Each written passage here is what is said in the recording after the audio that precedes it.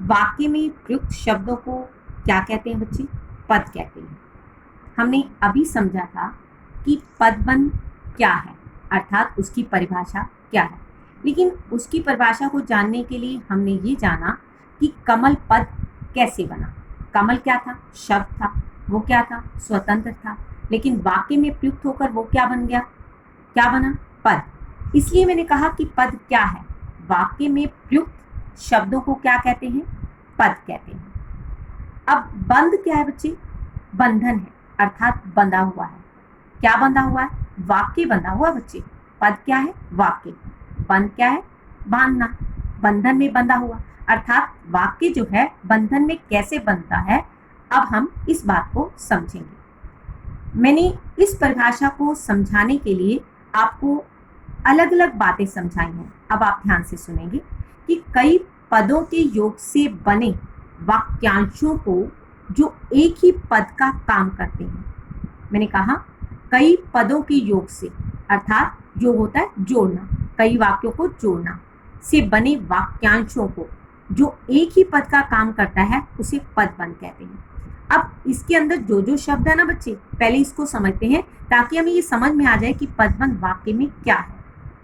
मैंने पहले क्या कहा? वाक्य। अब पद क्या होता है? वाक्य होता है।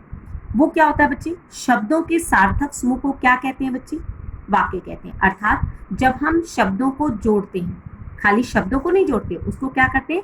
अर्थ सहित जोड़ते हैं। सार्थक अर्थ क्या होता है? अर्थ सहित जब हम शब्दों को जोड़ देते हैं तो वो क्या बन जाता है? वाक्य बन जाता है। अब वाक्यांश क्या है बच्चे?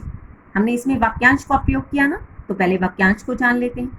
वाक्यांश बच्चे क्या होता है? सार्थक पद होता है, अर्थात सार्थक वाक्य होता है। सार्थक वाक्य का समूह। लेकिन ये सार्थक वाक्य का समूह तो होता है, लेकिन इसके अंदर वाक्यांश जो प्रयोग होते हैं उसका अर्थ जो होता है वो पूरा नहीं होता है। बात को समझना है बच्चे। मैंने क्या क्या? जो वाक्य पूरा है वो अर्थ सहित पूरा है, अर्थात शब्दों के सार्थक समूह को वाक्य कहते हैं। लेकिन जो वाक्यांश है इसमें सार्थक पद समूह है, सार्थक पद है, लेकिन उसके अंदर अर्थ क्या है? पूरा नहीं होता है। फॉर एग्जाम्पल के द्वारा समझाती हूँ। मैंने शब्द कहा उस तरफ, अर्थात ये वाक्य पूरा नहीं है, इसका अर्थ पूरा नहीं है। पीछे की तरफ, इसका भी अर्थ पूरा नहीं है, तो ये क्या बना? वाक्यांश। अब हम तीसरे पे आते हैं, पदबंध। पदबंध क्या है बच्चे? मुख्य पद। अब मुख्य पद क्या है? इसके अंदर जो कार्य मुख्य रूप से कर रहा है उसे पदबंध कहते हैं। वाक्य के अंदर जो मुख्य रूप से कार्य करता है उसे पदबंध कहते हैं। अब दूसरे पद उसकी विशेषता को बताते हैं। पदबंध क्या है? मुख्य पद है, और बाकी पद जो है अर्थात जो उसके अंदर प्रयोग है वाक्यांश, उसकी विशेषता को बताते हैं। अब जो उसकी विशेषता को बता रहे हैं वो एक इकाई में, एक यूनिट के अंदर बंध जाते हैं, तो वो क्या बन जाता है? पदबंध। ध्यान से समझना बच्चे। इसको समझने के बाद हमें पदबंध आसानी से समझ में आ जाएगा। मैंने कहा वाक्य क्या है?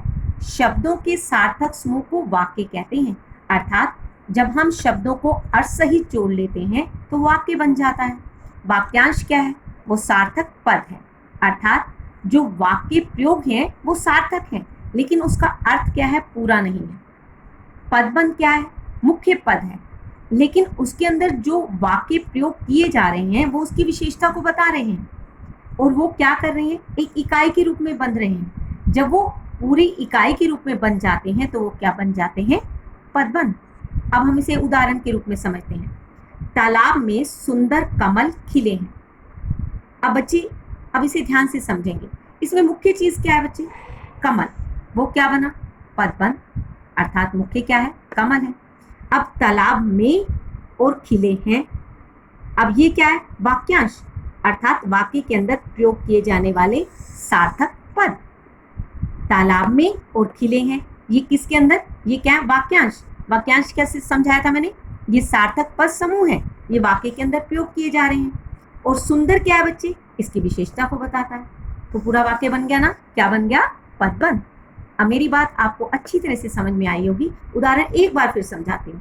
तालाब में सुंदर कमल खिले हैं। बच्चे ये तालाब में और खिले हैं, ये वाक्य के अंदर अर्थात क्या है? वाक्यांश है, अर्थात इसे प्रयोग किया जा रहा है। और कमल क्या है? मुख्य है। और सुंदर क्या है? इसकी विशेषता को बता रहा है। अब हमने सारी चीजें जो यहाँ पर आपको समझाई वो उदाहरण में भी समझाई, तो आपको ये बात समझ में आई कि ये पदबंध कैसे बनता है। मेरी बात शायद आपको समझ में आ गई होगी। अगर नहीं समझ आई तो आप मुझसे पूछ सकते हैं।